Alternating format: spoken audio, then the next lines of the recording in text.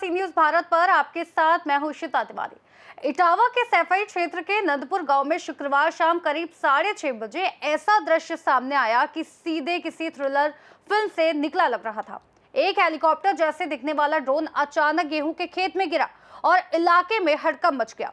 ग्रामीणों ने इसे देखते ही देखते दहशत में आकर पुलिस को सूचना दी। मौके पर पहुंची पुलिस और दमकल टीम ने स्थिति संभाली। प्रशासन के मुताबिक ये ड्रोन नागरिक उड्डयन विभाग की अनुमति से उड़ाई जा रही टेस्ट फ्लाइट के दौरान तकनीकी कारणों से दुर्घटनाग्रस्त हुआ।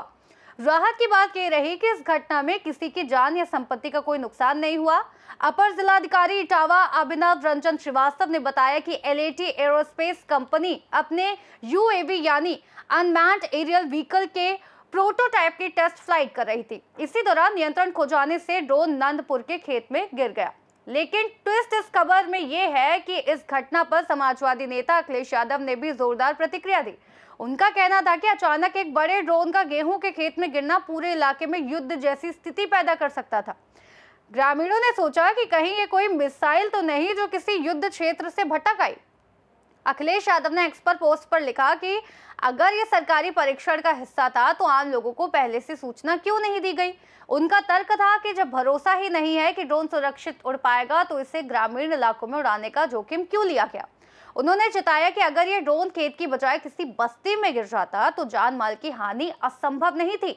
उन्होंने सरकार से मांग की कि किसान के खेत में हुई आर्थिक और मानसिक हानि का मूल्यांकन कर उचित मुआवजा दिया जाए और भविष्य में ऐसे परीक्षण केवल निर्जन क्षेत्रों में ही किए जाए। अखिलेश यादव ने भाजपा सरकार पर कटाक्ष करते हुए कहा कि भाजपा के समय कोई भी परीक्षण सफल क्यों नहीं हो पाता।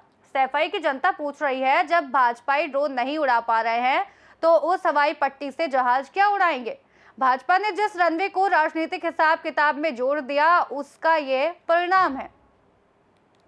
देखा जाए तो यह घटना नंदपुर के गेहूं के खेत में सिर्फ एक ड्रोन की गिरावट भर नहीं थी, बल्कि सरकार और प्रशासन की जिम्मेदारी, सुरक्षा और आम जनता की जागरूकता पर एक चेतावनी की तरह सामने आई। हालांकि किसी को कोई चोट नहीं आई, लेकिन इससे ये साफ हो गया कि तकनीकी परीक्षण और आम जीवन का तालमेल कितना जरूरी है। भविष्य में ऐसे एक्सपेरिमेंट सिर्फ सुरक्षित निर्जन क्षेत्रों में ही किए जाए ताकि किसानों के खेत, आम लोगों की जान और संपत्ति को किसी भी प्रकार का खतरा न हो।